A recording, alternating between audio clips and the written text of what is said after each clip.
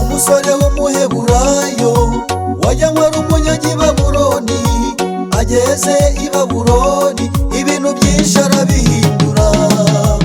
Abagabo b'i Babuloni batangira kumugirira amashyari, bati tugire dute Danyeli ko yanze akaba dufatanya igihugu.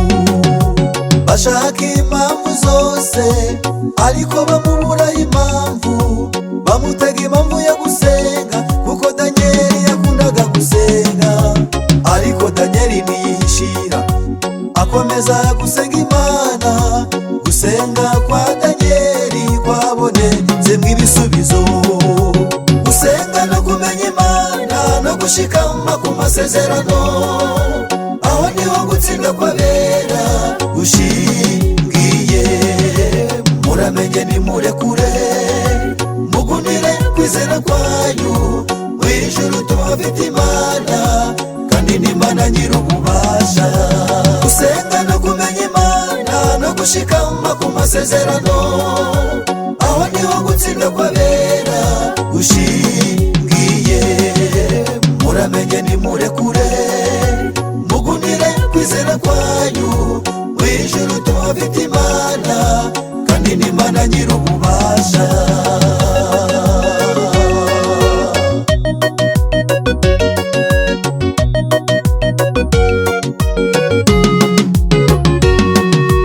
Nubwo ibigerageza ari byinshi, mwiringire Imana ntirubasha.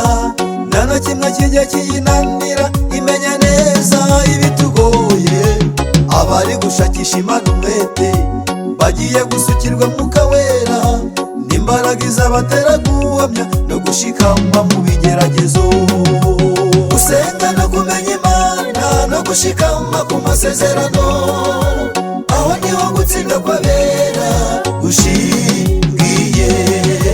Muramenye nimurekure, mugunire kwizera kwanyu, mw'ijuru tuhafite Imana kandi n'Imana nyir'ububasha. Gusenga no kumenya Imana no gushikama ku masezerano, aho niho gutsinda kwabera gushingiye. Muramenye nimurekure, mugunire kwizera kwanyu, mw'ijuru tuhafite Imana kandi n'Imana nyir'ububasha.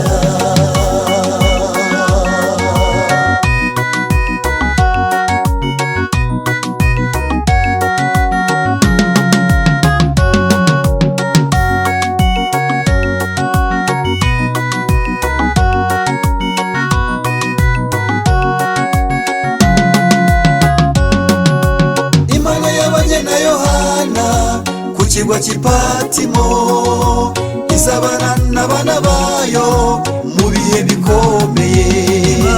Imana yabanye na Danyeli mu rwobo rw'intare, izabana n'abana bayo mu bihe bikomeye. Imana yabanye na Ruteri imbere y'abamuhigaga, izabana